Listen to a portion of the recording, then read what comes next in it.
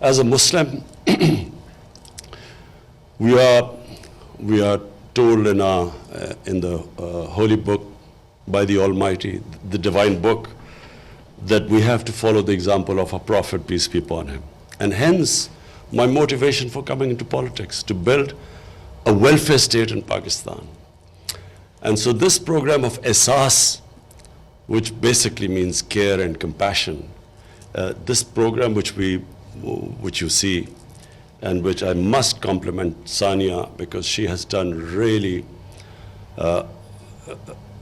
hard work, comprehensive, the way she has gone in fine details to set up these various initiatives under the heading of Ehsaas. And this, of course, financial inclusion is the core of the Ehsaas program, because unfortunately, this trend in the world where the poor get poorer and the rich get richer, the poor countries get poorer and the richer countries get richer, the gap keeps increasing. I find that it is inhuman. I find it's inhuman that the statistics I read, I think it was one of the UN bodies which came up with these statistics, that 60 odd people own as much wealth as about 3 billion people on this earth. So there has to be something wrong with that system, which creates this inequality where people have such money which they will never be able to, if they lived 5 lifetimes, they would not be able to spend it. And yet on the other side, you have poverty. And I also feel that that this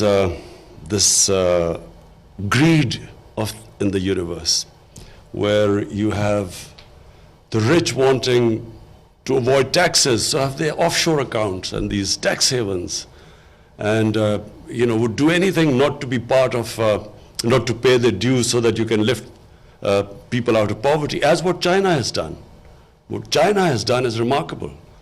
I mean, they have taken out almost 700 million people out of poverty in 30 years. Never done in human history.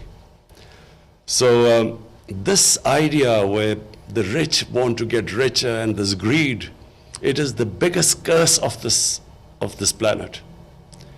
All the problems which our Earth faces, global warming, this environmental degradation, all of them, the root cause is greed, where it's never enough. I mean, you can make as much money as you want, but the level of greed is always going to make you want more.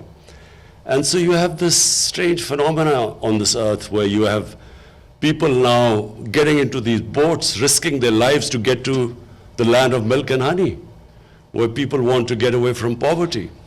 So I feel that, yes, in our country we will be trying our best, not because of votes, because it's my belief that it's not a civilized society where you have such poverty, where sections of your society are deprived of their daily needs, and the rich just want more and more money and don't pay their taxes. So this is a real, what we have, my government has decided that we will be the first government that is going to, all our policies will be to lift people out of poverty. So whatever we do, our economic policies, our agriculture policy, whatever policies we make, the bottom line will be how does it help the poor people, as opposed to the elitist policies we've had in the past, where policies are only made for a small elite society. So our education system is only for a tiny elite class. You have 3-tier education systems. So one is for the small elite class, which has this privileged education. Then you have the government school education, which is for the poorer section. And then right at the bottom, you have these dini madrasas, which are religious schools, which cater for the poorest of the poor. So we have a 3-tier system. So the poor, the bottom two, do not get good jobs. So the society only caters for the elite. The hospitals are for the elite. Taxes, poor people Common people pay taxes because most of our taxes come from indirect taxes. The rich hardly pay taxes. So the whole mindset has to change, where the whole society as a whole decides that we cannot allow this unfair, unjust system to continue. And this Ehsaas program is a beginning.